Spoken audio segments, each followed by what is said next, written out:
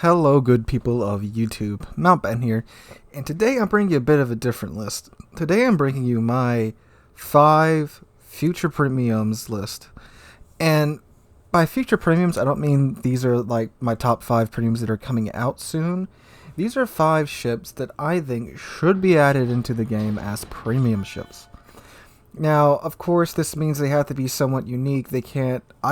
Especially went for, except for one. All these are unique. They don't have any like copy paste ship already in the game.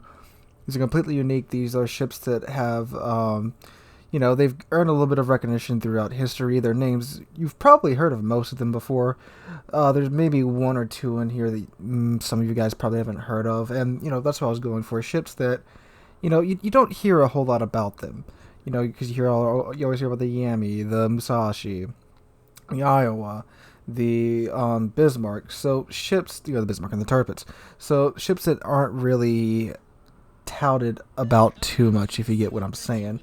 So what I'm going to do is I'm going to go through this list. I'm going to spend a couple of minutes on each one explaining what tier I think it should be at, and what tier and why, and whether it should be a free XP, coal, steel, or just outright cash ship, if you will. Alright, so without further ado, let's go ahead and get started. So at number 5, I have chosen the USS Olympia. Now, the Olympia is actually still around today. This is a very old ship. She was commissioned in 1895, and she served with the U.S. Navy until 1922. That's a very long service life. And she's probably best known for being the flagship of one Commodore George Dewey during the Battle of Manila Bay during the Spanish-American War in 1898. And for those of you who don't know, this is the war where America pretty much ruffle-stomped the Spanish Navy because America had a modern Navy and the Spanish Navy was not that modern. So I think this should be a tier 2 premium. Just a fun little ship to just go around and derp around in tier 2 with. She only has 4 8-inch guns, and they're both in two turrets, one in the front, one in the back. So, well, that being said, she does also have 10 5-inch guns, 14 6-pounder 57mm guns, 6 1-pounder 37mm guns, 4 Gatling guns, that's interesting, and 6 torpedo tubes, 450mm torpedo tubes. So, some great potential for just some ship you can just derp around in tier 2. Some of her stats would probably have to be nerfed just a little bit because she is so well armed for a tier 2 ship, all those secondaries and torpedo tubes on top of that. I do think they should keep the torpedo tubes on her. This would be some great fun. And a top speed of 22 knots. So this sounds like it would be just an absolutely amazing tier 2 premium ship. And I would say this would have to be just, a cash ship. Pay, I don't know where tier 2 is going for these days, about $10. Or heck, you could make it a mission ship like the Exeter, and you get this fun little tier 2 that you can go and just derp around in. And she sounds like a fantastic ship to be in the game. And I certainly hope that Wargaming looks at putting her into the game, because this is a very real thing that could easily happen, because the Olympia, still a museum ship today. It's the oldest floating museum ship, oldest floating American museum ship in existence. And I think she's up in Philadelphia.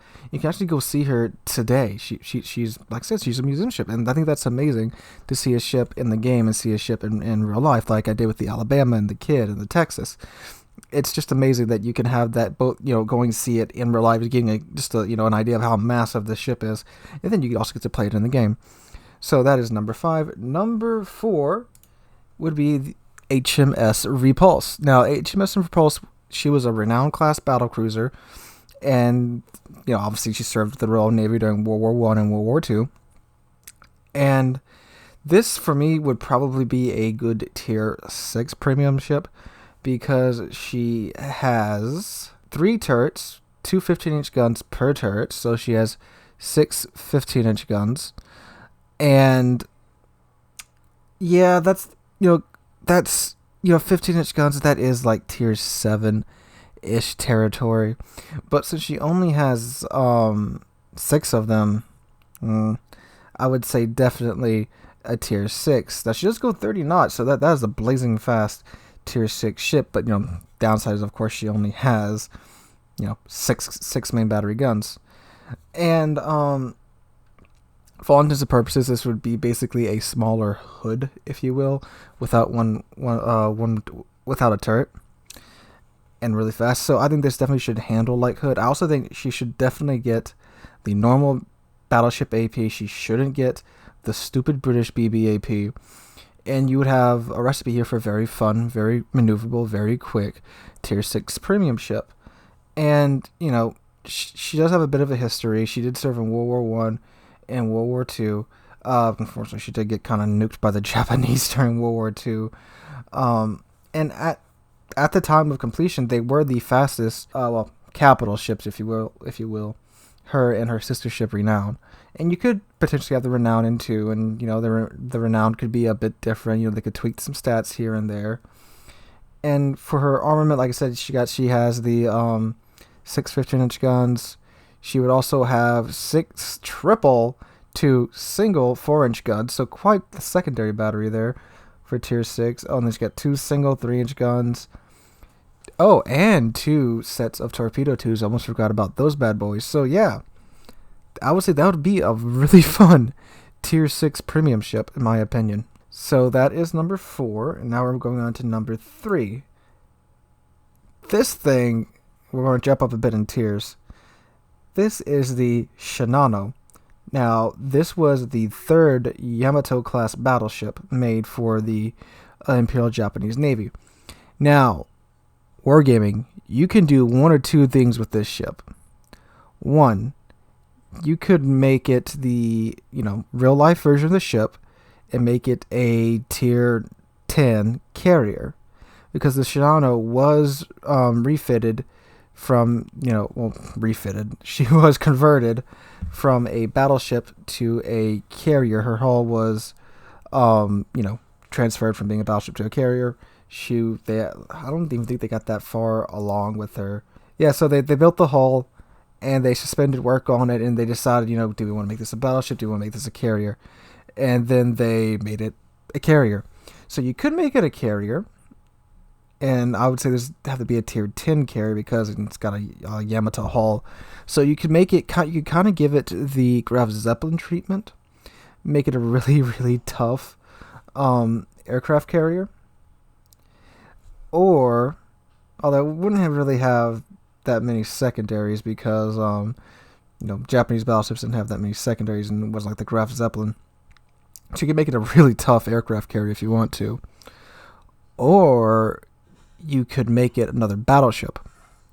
And instead of making the normal IJN, really accurate guns, you could give it a bit of a German treatment and make it a brawler.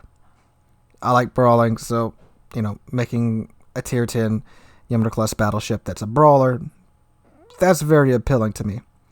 Now, since it is a tier 10 premium, I would say this would definitely have to be a steel ship or a coal ship, and not a ship you could outright buy. Will wargaming do that? I don't know. I'm saying if they added this into the game as a tier 10 premium, would they make it, where you can outright buy it? They've done that with the Alaska and the last couple of high tier premiums that they've put in, but I would certainly say either a coal or a steel ship. Alright, so moving on to number 2.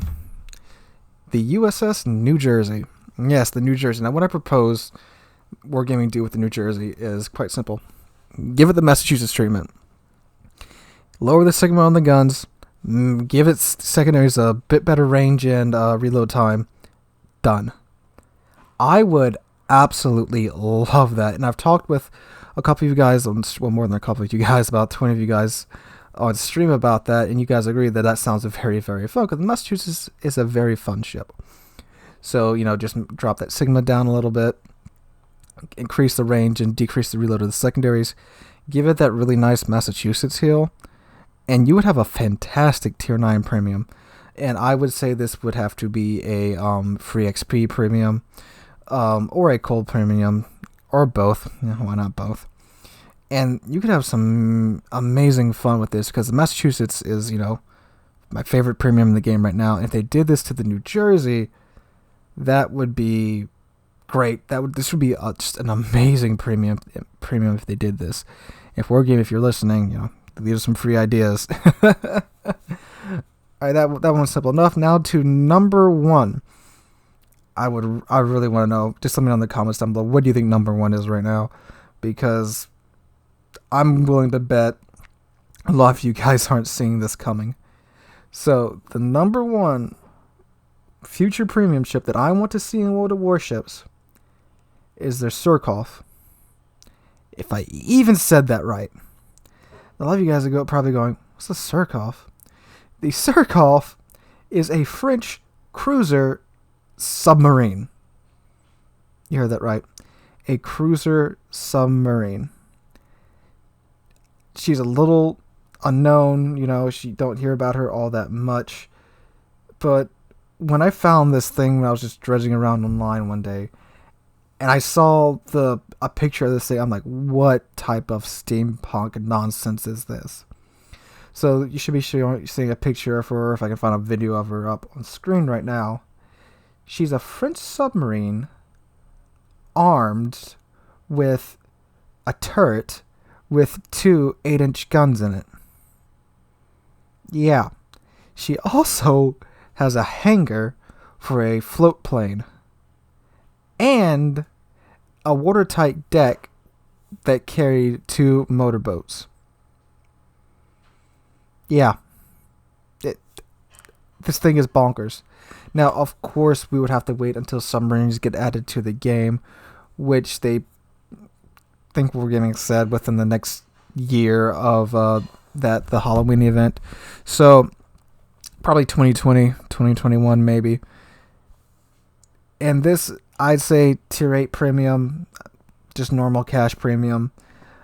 And, you know, it does have the 2 8-inch guns, but of course that could be balanced by, keep in mind that if I can find a picture of it, the turret can rotate 90 degrees either way. But, of course, you could nerf this, or not nerf it, but balance it by, you know, having a 15-second cooldown after surfacing until the guns could be fired. It would have to be like the men were having to arm the guns, because I'm not sure exactly if the men could get to the turret of the 8-inch gun while the ship was submerged. I don't know. My research hasn't told me. But she also has 12 torpedo tubes. This is obviously a huge submarine. It was the biggest submarine of World War II until the I-400, which was that crazy Japanese aircraft carrier submarine, came around. She has some really interesting history. She was surrendered to the Allies, but you know the French still crewed her, and they think it's not confirmed what happened to her, but she got, and it's supposedly what happened was she got in a collision with an American frigate and sunk.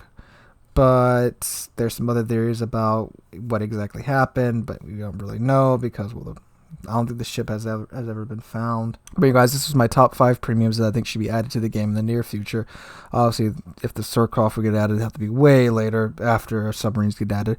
Most of these ships, would be pretty easy for Wargaming to add to the game, and I think these would be some pretty fun ships, especially the New Jersey, and they'd also be fairly unique too, especially if they went with the carrier version of the Shinano rather than the battleship version. But, you know, and these are some really good ideas, and it wouldn't surprise me if we would see some of these within, I don't know, a year or two of now, once Wargaming gets back to pumping out premiums, which they are by the looks of it, since the carrier rework seems to be stabilizing a little bit more. But anyway, guys, if you enjoyed the video, drop a like, leave a comment, and subscribe. We are on our way to 2,000 subscribers. We are under 300 subscribers away from that, and I cannot thank you guys enough for that. You guys are awesome, and you've been knocking it out of the park recently with the subscriptions, and I cannot thank you guys enough for that. So again, guys, thanks for watching. Hope you all having a wonderful Tuesday. I'll catch all of you guys in the next one.